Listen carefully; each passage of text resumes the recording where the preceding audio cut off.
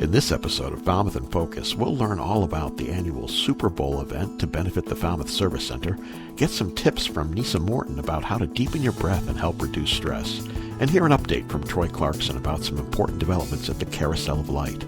All this and much more on this edition of Falmouth in Focus.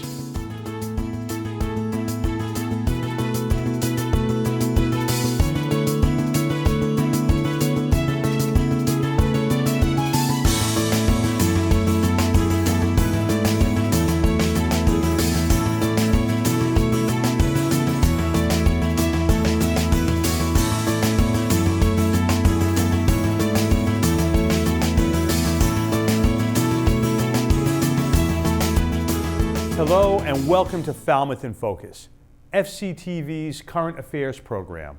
I'm your host, Michael Kasparian. The beginning of a new year is traditionally an opportunity to leave the stress and problems of the past year behind, and a time to make resolutions that will help to make us all better people in the future. Unfortunately, the continuing spread of COVID-19 is a bitter reminder from 2020 that we must all stay healthy by following the guidelines for social distancing, mask wearing, and following good sanitary habits as we await the distribution of the COVID-19 vaccine. The Friday briefings by Falmouth's health agent, Scott McGann, are a good way to stay informed of the latest restrictions and latest vaccine information. You can view the briefings on FCTV Government Channel 15, our Facebook page, and fctv.org. The annual Super Bowl, sponsored by the Falmouth Jewish Congregation and the Wacoit Congregational Church, is going on through the end of the month. Lynn Rosa and Fran Hurley gave us an update about this year's event. Well, right after Thanksgiving is when we typically start planning for the next Super Bowl. And as we thought about it, we just said we have to come up with something different to do to keep it going. This is our 9th year, and the need has never been greater at the service center. Food insecurity has doubled over the course of this pandemic, and we just knew that we had to do something. So in our social justice committee meeting, we met, and a group of us came up with the idea to offer the recipes for the soups on our website, which is www.falmouthjewish.org, and ask for people to print them out, enjoy them at home, think about our community. And while we're hoping everyone enjoys the soup, all the soups, I'm hoping they'll try them all, that they remember that the reason behind Super Bowl is a fundraiser for the Falmouth Service Center. So we'll really miss having the community come together in person this year, because there's just such a wonderful vibe and sense of community. And, you know, in the past, as we've gone around and spoken with people, we've actually learned that some of the people who are there had previously benefited from services from the Falmouth Service Center, and were now doing well and paying it forward, which was a really a moving thing to hear about when we would hear stories like that. Next year, we'll be doing our 10th Super Bowl, and we know it will be in person and very special, but this year is special and needed and just different. All donations from the Super Bowl will go to the Falmouth Service Center. Thanks to Alan Russell for that story. It's time now for 3 things from Town Hall, FCTV's condensed version of the takeaways from recent municipal meetings. Selections are chosen based on community impact. In Monday night's Select Board meeting, the board met with Finance Director Jennifer Mullen to continue their conversation about the fiscal year 2022 budget and to vote to send the budget to the Finance Committee for review and approval. The board had little to say about the budget that was gone through thoroughly in the previous meeting and had much praise for the Finance Director's efforts in creating the 2022 budget. Vote to accept fiscal year 2022 budget and submit it to the Finance Committee. So moved. Taylor, second. Any more discussion? Seeing none, I'll take a roll call vote. Ms. Taylor? Taylor, I. Mr. Patterson, Patterson, aye. Mr. Jones, Jones, aye. and Brown, aye. Good luck, Ms. Mullen. Thank you for That was attending. quick. Yeah, didn't find Thank any you. more. Have a nice evening. Nice to see you all. Didn't Great find any more background. questions. Thank you. Bye. Great background information. Thank you very much. Yes, Well done. Thank you. Also, in Monday night's Select Board meeting, the board interviewed Falmouth representative to the Steamship Authority Board of Governors, Catherine Wilson, regarding her reappointment. The discussion surrounded impacts and challenges the Steamship Authority has had and potential improvements on these challenges moving forward. Ms. Wilson cited specific challenges, among those being communication between the authority and the village of Woods Hole and communication between Martha's Vineyard and the town of Falmouth. At the end of the discussion, the board reappointed Ms. Wilson unanimously for a 3-year term. Key things that prompted me to apply in the first place were my concerns about the disconnect in terms of communication between Steamship Authority and the village of Woods Hole. And also it seemed that the communication between the island and Falmouth needed some bolstering up. There didn't seem to be a reliable line of communication. So I've been so pleased that the task force and the working group have really gotten underway, and the fact that we've got Mr. Suso, Mr. Jones, Mr. Brown, participating on such a level, I think is hugely important. Representatives from the Cape and Vineyard Electric Corporation gave a presentation to the Select Board in this past meeting as well. CVEC representatives walked the board through their mission of renewable energy and how the cooperative has moved forward with projects since its start in 2007. In addition, the cooperative representatives discussed with the board initiatives they are currently involved with, including solar power and creating a more efficient electrical grid. Cape and Vineyard Electric Cooperative was organized in 2007. We have special legislation that brought us together. We are a governmental nonprofit energy cooperative. We now have 24 participants, and we're not just limited to the Cape anymore. We're kind of stretching and growing off Cape, and we now include the island of Nantucket as well. And in order to reach our mission of renewable energy forwarding, we have engaged in power sales that include net metering credit sales. And those benefits have gone to our towns, making incredible savings on their electricity costs. I know Falmouth is no stranger to any of this. To see the meetings in their entirety, check out Government Channel 15's program schedule at fctv.org. After a quick break, we'll hear about how the Good Neighbor Energy Fund can help you and your home be more energy efficient. Stay with us. Hello, I'm David Tager, Chief Medical Officer at the Community Health Center of Cape Cod and a local Cape resident. As the COVID-19 pandemic continues to impact our daily lives here on Cape, we want to assure all members of the community that we are here for your healthcare needs and are listening to your concerns. One way we've begun to address those concerns is to now offer asymptomatic testing at both our Falmouth and Mashpee sites. Asymptomatic and symptomatic testing is offered by appointment only. Testing is drive up in our Mashpee parking lot at 107 Commercial Street, Monday through Friday from 2 to 4 p.m. and at our Falmouth office at 210 Jones Road on Tuesdays and Thursdays from 2 p.m. to 3 p.m. For more information on scheduling an appointment, visit our website at chcofcapecod.org/coronavirus or call 508-477-7090 and follow the prompts for COVID-19 calls. As a federally qualified health center, we provide access to primary care, dental care, optometry, and pharmacy services, as well as treatment for substance use disorder to more than 20,000 patients, regardless of ability to pay, with offices in Mashpee, Bourne, Falmouth, Centerville, and soon to be in Sandwich. All our locations are following strict COVID-19 safety protocols to assure the health and safety of patients and staff, and are providing both in-person and telemed visits. To learn more about Community Health Center of Cape Cod, please call us at 508-477-7090 or Visit us online at chcofcapecod.org. Stay safe, stay healthy, and have a great day. Welcome back to Falmouth in Focus. The Good Neighbor Energy Fund has helped to raise over $22.5 million in its 35 years of existence. We spoke to Reed Lamberty of Eversource Energy about this year's campaign.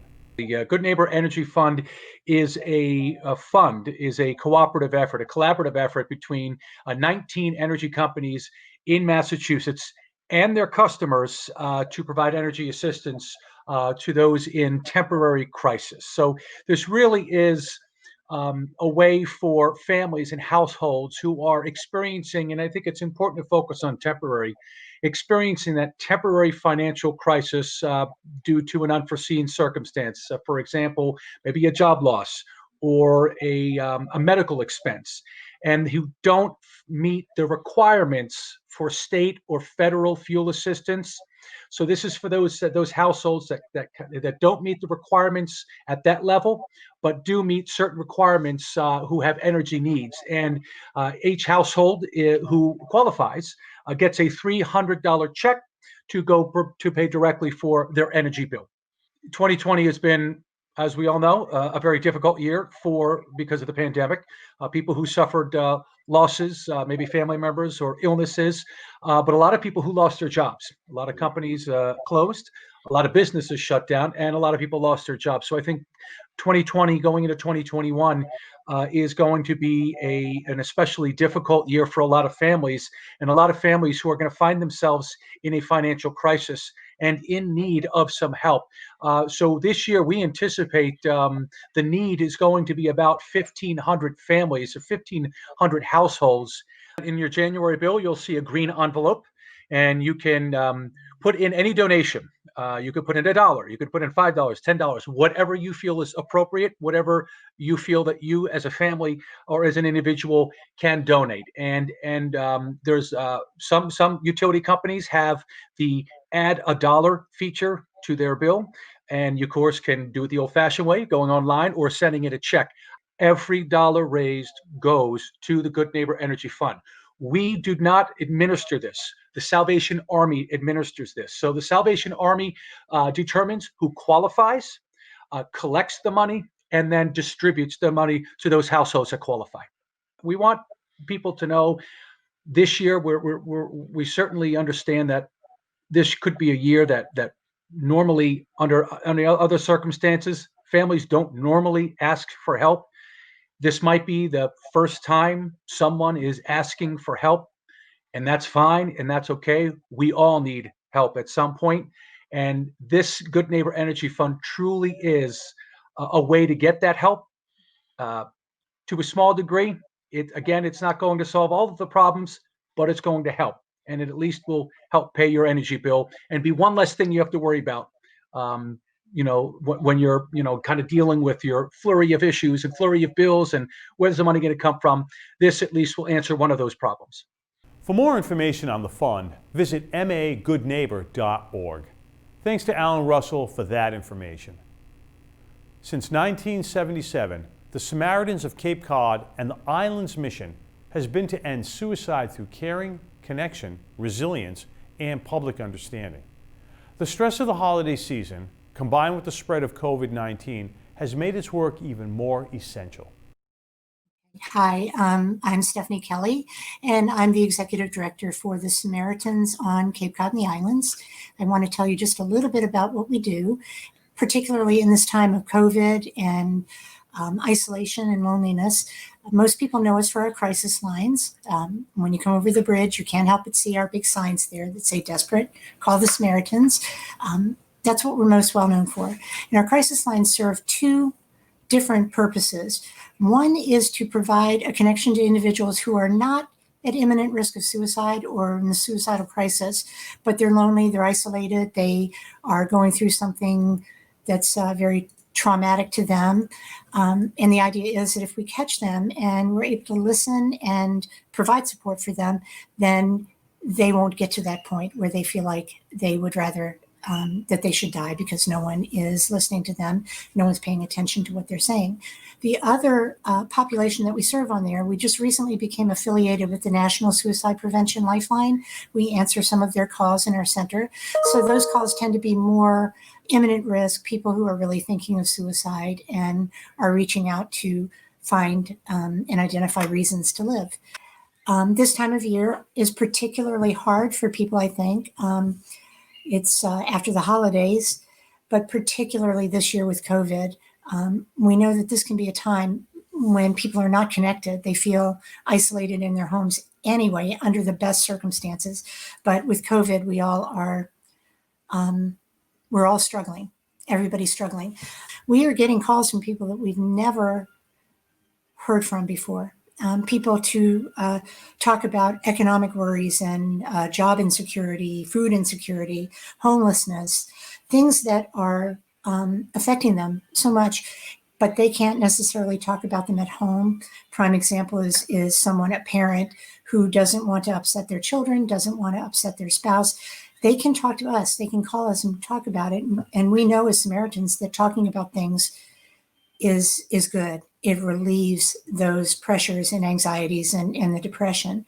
So we encourage anyone to call us. It doesn't have to be a crisis. You don't have to be suicidal. You just need someone to, if you just have the need for someone to talk to, we'll be there to listen. Our local number is 508-548-8900, and that's the Samaritans crisis line. We also have 800-893-9900 is our other number. And then the National Suicide Prevention Lifeline number is 800-273-8255. Our volunteer opportunities this year have adapted. We now offer remote opportunities where volunteers can answer calls in their own home. Support groups are on an online platform, and our other outreach programs have always been via telephone. So it's safe, and we've adapted quite well to this new world we're living in. For more information about volunteering with the Samaritans or to contact them in an emergency, go to capesamaritans.org. Thanks to Andrew Richards for that story. Staying healthy while staying home during the coronavirus restrictions can be a difficult challenge. To start off 2021, we've partnered with local yoga instructor Nissa Morton to bring you a monthly segment titled Be Well. This month, we'll focus on breathing techniques to help deepen your breath. Hello, my name is Nissa Morton, and I'm a wellness educator and instructor. Today, I'd like to demonstrate techniques to deepen your breath and help reduce stress. If you're not sure if you should do these techniques, please check with your healthcare provider. Now, first, I want you to find a comfortable place to sit. It can be on a chair, it can be on your couch, anywhere where there's a bit of quiet that you can just sit in your home. First, find your comfortable seat, and then sit with your feet on the floor. Your feet will be directly underneath your knees, so you feel grounded through your feet. Then take a moment to roll your shoulders back and down a few times, and then settle with your shoulders back and open, as if you're smiling with your collarbones. When you sit up nice and tall, you can rest your hands on your thighs, and just take a moment to settle into your seat. Now, moving into your breath. We are really focused on our breath now because we want to be able to reduce stress and any anxiety. So it's really important to have a full, deep breath. You might find that you breathe shallow or up into your chest and not move breath all the way down into the belly. So I want you to take your hands and bring them to your stomach. And you're going to take a few deep breaths and notice if your stomach moves at all. If it doesn't, gently move your hands up towards your clavicle or your collarbone and take a deep breath in and notice if your hands move when they touch the chest. If they do, that means that you're just taking a shallow breath up into the chest, and we want to move the breath downward into the lungs. So take your hands back to your stomach, sit up nice and tall, and take a breath in through the nose and release it out through the mouth. So take a gentle breath in, allow the stomach to expand slightly into the hands as you take a deep breath in. And then as you exhale, relax that breath out. And I want you to continue breathing here, opening up through the belly and exhaling. And the next breath you bring in, I want you to take your hands and move them to the rib cage.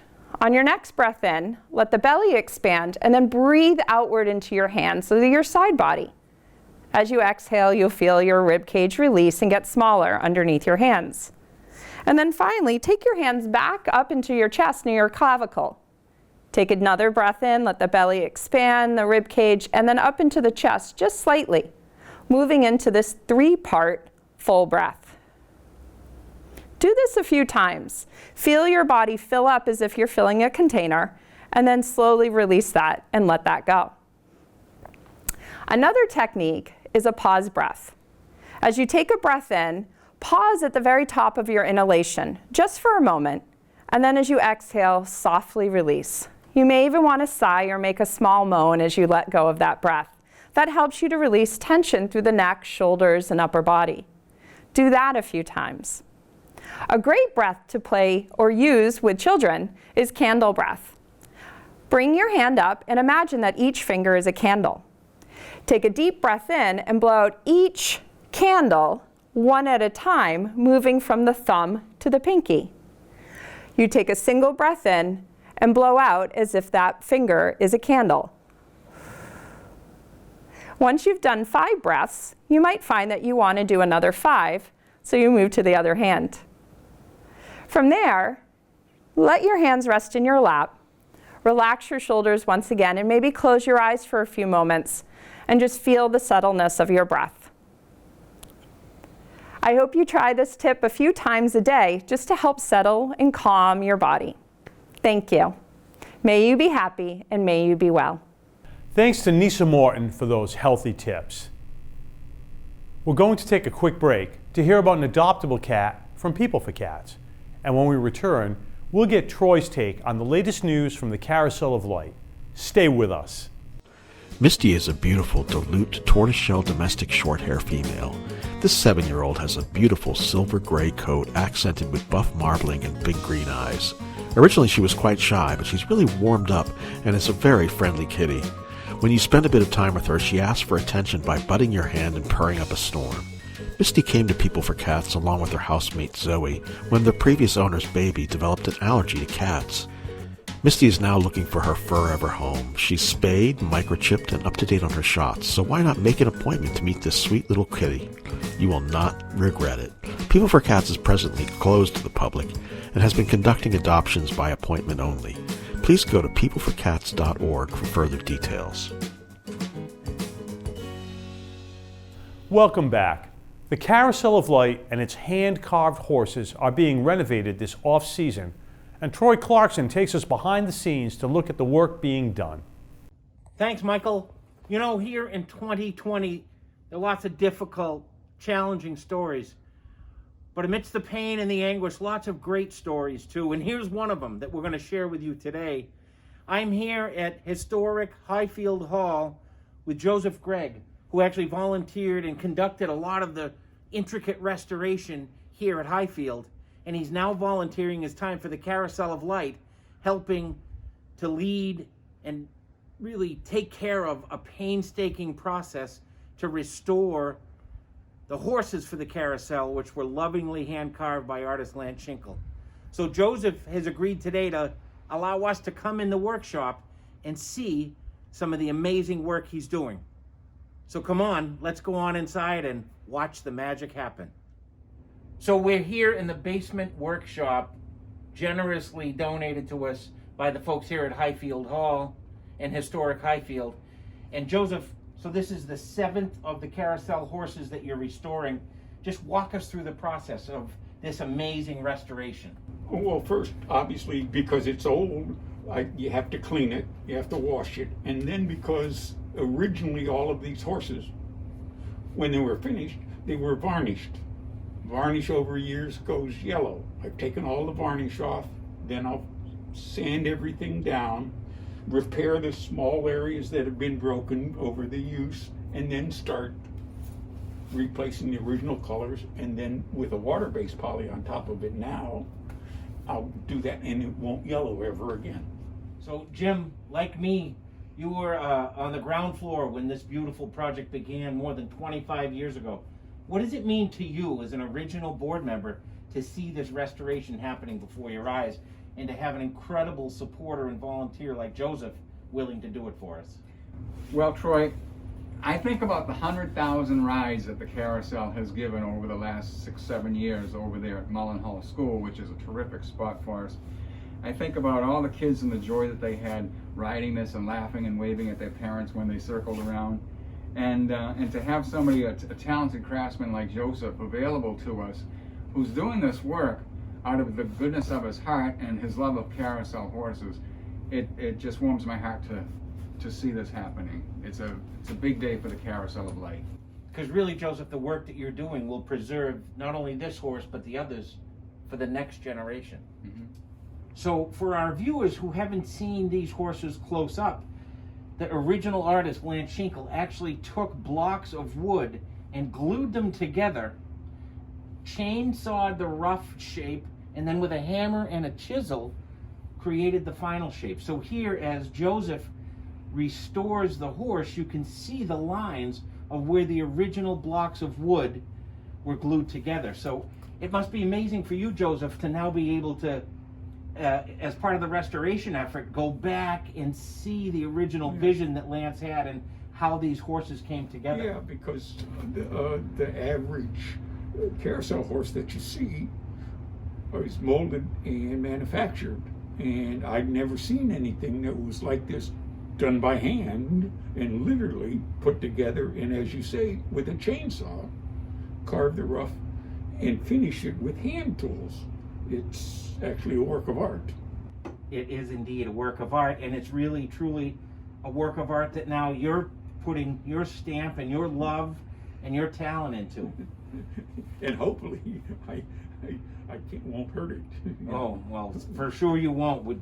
It's an amazing, amazing effort that you're putting into it. So we finished this intimate inside look at the restoration of the carousel horses here on this beautiful spot of land in Falmouth Village, adjacent to the Mullen Hall School, that could perhaps be the future and permanent site for the Carousel of Light.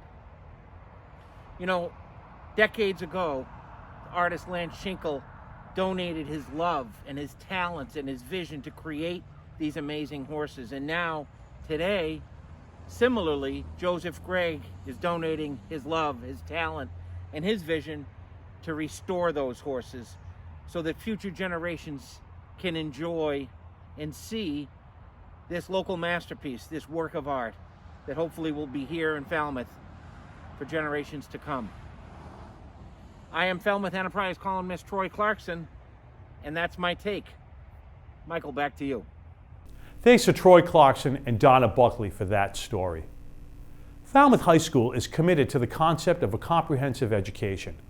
One such program, Woodworking Technology, is a part of the Career Vocational Technical Education, or CVTE department at FHS.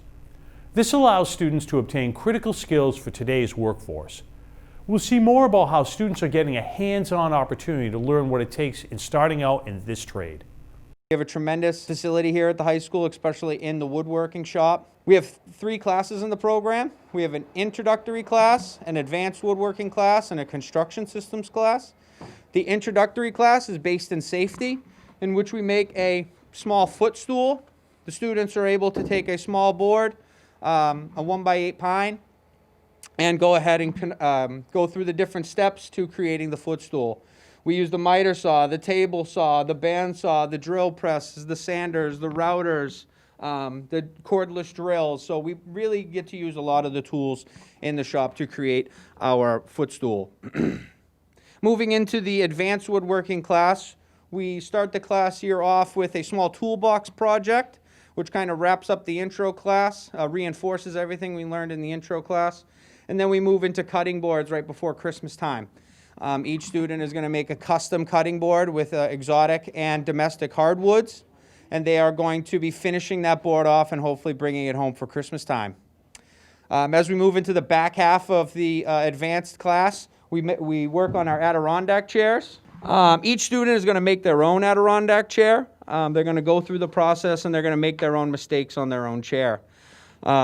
Then we do a second round of chairs, a fundraising round of chairs, in which we use more assembly line techniques, and students are going to be assigned a tool for that class or that week to accomplish their goal of building 10, 12, maybe 15 extra Adirondack chairs to raise funds for the program. Finally, we have our construction systems class.